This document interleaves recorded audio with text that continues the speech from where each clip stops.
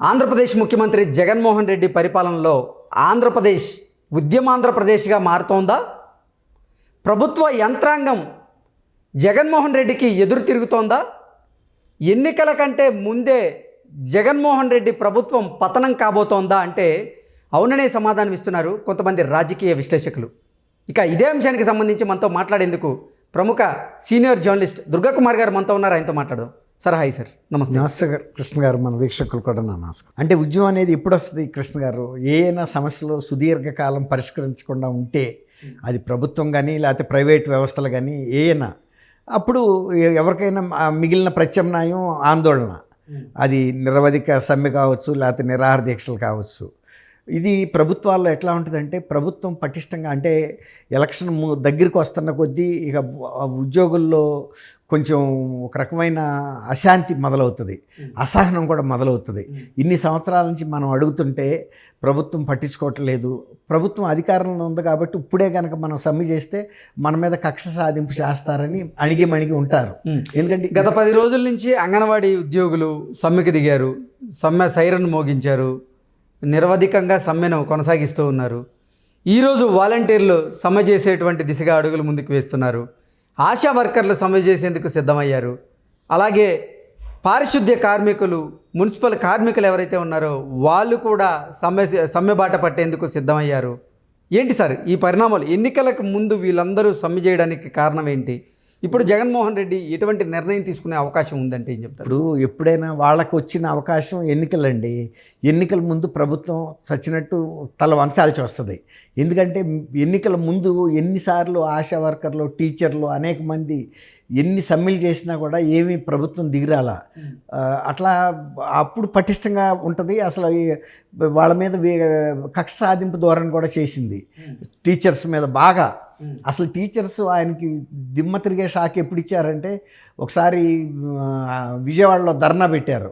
ఆ ధర్నాకి వెహికల్స్లో ముందే ఇళ్ల దగ్గరే హౌస్ అరెస్టులు చేసి ఎంతోమంది టీచర్స్ని బయటికి రాకుండా చేసినా కూడా వాళ్ళు ఏదో రూపంలో బయటకు వచ్చి మారువేషాల్లో, రైళ్లల్లోనూ రకరకాల వెహికల్లో మీద విజయవాడ వచ్చి ముట్టడిచ్చారు విజయవాడని. అని షాక్ అయిపోయాడు. ఇంత పోలీసు బలగాలను పెట్టాను నేను, ఏ జిల్లాకి ఆ జిల్లా, ఏ ఊరికి ఆ ఊరు, ఏ మండలానికి ఆ మండలం. బస్సులు ఇవ్వలేదు వీళ్ళకి, ఐర్ ఇవ్వలేదు. వచ్చే బస్సుల్లో చెక్ చేశారు, ట్రైన్ల్లో చెక్ చేశారు. విజయవాడలో ఎంట్రీ అవుతున్న ప్రతి చెక్ పాయింట్ల దగ్గర పోలీస్ చెకింగ్లు పెట్టారు. ఈ విధంగా ఎంత ఫిల్టర్ చేసినా కూడా వాళ్ళు తన్నుకుని వచ్చేసి విజయవాడ మొత్తం చీమల పుట్టలాగా పగిలినట్టుగా వచ్చేటప్పటికి ఆయన షాక్ తిన్నాడు. అంటే నాకన్నా వ్యూహకర్తలు ఉన్నారా ఇక్కడ అని. ఉద్యోగస్తులు తలుసుకుంటే ఏదైనా వాళ్ళు చేయగలరండి. అయితే ఎన్నికలు అనేది వాళ్ళకి మంచి అవకాశము, ఒక వజ్రాయుధం లాంటిది. ఎన్నికలు ముంచేసినప్పుడు ప్రభుత్వాలు ఒత్తిడికి గురవుతాయి. ఇక ప్రజల్లో అసహనం వస్తుంది వీళ్ళు పరిష్కరించకపోతే. అసలు జగన్మోహన్ రెడ్డి ప్రైవేట్ సైన్యం అని చెప్పుకునేటువంటి వాలంటీర్లు తిరగబడతారని అసలు జగన్మోహన్ రెడ్డి అసలు ఊహించుంటారు. అలాంటిది వాళ్ళ మీద ఎక్కువ డిపెండ్ అయ్యారు, వాళ్ళ మీద ఆధారపడ్డారు. ఎక్కువ ఓట్లు వీళ్ళే ఇచ్చాలని. ఎమ్మెల్యేల కన్నా కూడా వీళ్ళు ముఖ్యం. ఇప్పుడు అట్లాంటి వాలంటీర్ వ్యవస్థలో ఎదురు తిరిగినాయి అంటే ఒక రకంగా షాకింగ్ అనమాట. ఇప్పుడు ఎదురు తిరిగిన తర్వాత అక్కడ ఆగదు కదండి. వీళ్ళు కనుక వాళ్ళు కోరిన కోరికలు, డిమాండ్లు కనుక ఒప్పుకోకపోతే వాళ్ళు ఏ విధమైన ఇబ్బంది అయినా ప్రభుత్వం నష్టం పెట్టే పని మీదే ఉంటారు. ఎందుకంటే వాళ్ళు నష్టపడిన తర్వాత ఈ ప్రభుత్వం ఎందుకు కొనసాగాలి? ఇందాక చెప్పాను, చూశారు కదా. ఎవరికైనా అట్లాంటి కక్ష ఉంటుంది. ఇప్పుడు జగన్మోహన్ రెడ్డి గారికైనా కూడా ఎంత వేధించాడు టీచర్స్ని. ఇప్పుడు ఆయన్ని కాదన్నారని. అట్లాగే ఇవాళ మీరు చెప్పిన రెండో వ్యవస్థ పారిశుద్ధ్య కార్మికులు. ఒక్కసారి కనుక పారిశుద్ధ్య కార్మికులు సమ్మె చేయడం స్టార్ట్ చేస్తే ఆంధ్రప్రదేశ్ మొత్తం దుర్వాసనతో మగ్గిపోద్ది. అప్పుడు ఎవరి మీద వెళ్తుంది? ఆ వ్యతిరేకత ప్రభుత్వం మీదకి వెళ్తుంది. అందుకనే వాళ్ళు ఇది మంచి రైట్ టైంగా చూస్ చేసుకున్నారు, దిగి రావాలి గవర్నమెంట్ అని.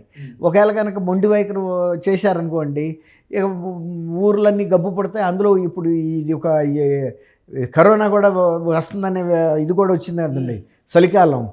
దానితోటి ఇది కనుక స్ప్రెడ్ అయిందంటే ఏ అంటువ్యాధులైనా వస్తే ప్రభుత్వం ఇంకా పాపం మూట కట్టుకున్నట్టు అవుద్ది, ప్రజల వ్యతిరేకతను కూడగట్టుకున్నట్టు అవుతుంది. అట్లాగే ఇప్పుడు అంగన్వాడీ కార్యకర్తలతో పాటు ఆశా వర్కర్స్ వీళ్ళందరూ కూడా హెల్త్కి సంబంధించిన పనులు చేసేవాళ్ళు గ్రామ ప్రాంతాల్లో. వాలంటీర్స్ వ్యవస్థది మెయిన్ అండి. ఇట్లాగే మన వీళ్ళు ఫస్ట్ చేస్తున్న అంగన్వాడీలు వాళ్ళ అంగన్వాడీ. ఈ రూములు పగలగొట్టేసి అందులో సామాన్లు బయటికి తీసేసి ఈ రకంగా వాళ్ళని ఎంత వేధింపులకు గురి చేస్తున్నారంటే, అంటే ప్రభుత్వం తలుచుకుంటే మీరంతా అని. నిజమే, ప్రభుత్వం తలుచుకుంటే వాళ్ళేమి ప్రభుత్వాన్ని చేయలేరు. కానీ అంతమంది అంగన్వాడీల వ్యతిరేకతని గ్రామాల్లో రేపు వాళ్ళకు కూడా పలుకుబడి ఉంటుందండి. అంగన్వాడీ కార్యకర్తకి ఈ విధంగా మమ్మల్ని ప్రభుత్వం వేధిస్తుంది, ఈ ప్రభుత్వం మంచిది కాదు, ఇలా జరిగింది అట్లా జరిగిందని గ్రామాల్లో టీచర్స్ కూడా బాగా ఇన్ఫ్లుయెన్స్ చేయగలరండి. ఇట్లాంటి కార్యకర్తలని వీళ్ళందరినీ ఒక్కొక్కరిని దూరం చేసుకుంటే మళ్ళీ సొంత వాలంటీర్స్ కూడా ఇచ్చారంటే సమ్మె నోటీసు, ఇది ఆలోచించాల్సిన విషయం కదండి. వాళ్ళు ఇంటి మనుషులు, ఎవరు పోయినా ఎవరు పోకపోయినా, ఎమ్మెల్యేలు వెళ్ళిపోయినా కూడా వాలంటీర్స్ ఆయన తరపున నిలబడతారనుకున్నాడు ఆయన. ఎందుకంటే అందరినీ పార్టీ కోర్ కార్యకర్తలు. అసలు ఈ గ్రామ సచివాలయాలు, ఈ వాలంటీర్ వ్యవస్థ రాకముందు ప్రజలకి ఏదైనా సమస్య ఉంటే ఆ నియోజకవర్గ పెద్ద అయినటువంటి ఎమ్మెల్యే దగ్గరకో, అంటే ఆ లోకల్ లీడర్ని తీసుకొని ఎమ్మెల్యే దగ్గరికి వెళ్ళేవాళ్ళు. ఎమ్మెల్యే దగ్గర ఆ పనిని పరిష్కరించుకొని వచ్చేసే పరిస్థితి ఉండేది. కానీ ఇప్పుడు అసలు ఆ ఎమ్మెల్యేకి ఈ ఓటర్కి చాలా దూరం ఉంది, మధ్యలో వాలంటీర్ వ్యవస్థ ఉంది, వాలంటీర్లు వస్తున్నారు. ఏదైనా సమస్య ఉంది ఓటర్కి అంటే డైరెక్ట్గా ప్రజలందరూ కూడా వాలంటీర్ దగ్గరికి వెళ్తున్నారు, వాలంటీర్ దగ్గర పని చేయించుకొని ఇంటికి తిరిగి వస్తున్నటువంటి పరిస్థితి ఉంది. అదే ఇప్పుడు అసలు వాలంటీర్లే జగన్మోహన్ రెడ్డికి దూరం అయితే, అంటే మీరు ఇందాక చెప్పినట్లుగా అంగన్వాడీ టీచర్ల సమ్మె ఎప్పుడైతే ప్రారంభించారో అంగన్వాడీలు, ఆ సమ్మె వాళ్ళ విధులు వాలంటీర్లతో నిర్వర్తించవచ్చు అనే ఆలోచన కూడా జగన్మోహన్ రెడ్డి చేశారు. అందులో భాగంగానే గ్రామ సచివాలయాలని బద్దలు కొట్టించి దానికి సంబంధించినటువంటి ఎక్విప్మెంట్ అంతా బయటికి తీసుకొచ్చి వాలంటీర్లతో ఈ అంగన్వాడీ విధులు నిర్వహించేలాగా వ్యూహం రచించాడు. కానీ ఇప్పుడు అసలు జగన్మోహన్ రెడ్డికి ఊహించినటువంటి షాక్ ఇచ్చారు వాలంటీర్లు కూడా సమ్మె బాట పట్టారనేది ఇప్పుడు అసలు సర్వత్రా చర్చనీయాంశంగా మారింది. అవును, ఇప్పుడు నిజంగా ఇది చాలా ఆశ్చర్యకరమైన విషయం అండి. ఇప్పుడు ఎమ్మెల్యేస్ కూడా వీళ్ళు ఏం చెబుతున్నారు, జగన్మోహన్ రెడ్డి గారు కానీ వీళ్ళందరూ వాలంటీర్స్ మీరే ముఖ్యం మాకు, రేపు ఎమ్మెల్యే ఎలక్షన్లో కానీ ఎంపీ ఎలక్షన్లో కానీ మీరు నిలబడితే చాలు, ఎమ్మెల్యేల గురించి పెద్ద మనకేం అవసరం లేదు, మీరు ప్రతి ఇంటి నుంచి పూర్తిగా మన మధ్య జెండాలు కట్టించే కార్యక్రమం కూడా చేశారు కదండి. అంతకుముందు స్టిక్కర్లు అతికిచ్చే కార్యక్రమం, ఈసారి గవర్నమెంట్ని కూడా ఇన్వాల్వ్ చేశారు.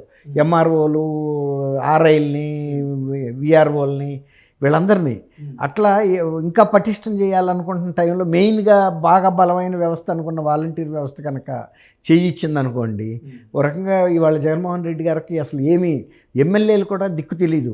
ఎమ్మెల్యేలు కూడా ఇవాళ ఎవరి దగ్గరికి వెళ్ళి ఓట్లు అడుగుతాడు, తనకి ఎవరితో పరిచయం ఉంది, ఎవరికన్నా ఆయన పని చేస్తే కదా, పరిచయాలు కూడా లేకుండా అయిపోయినాయి.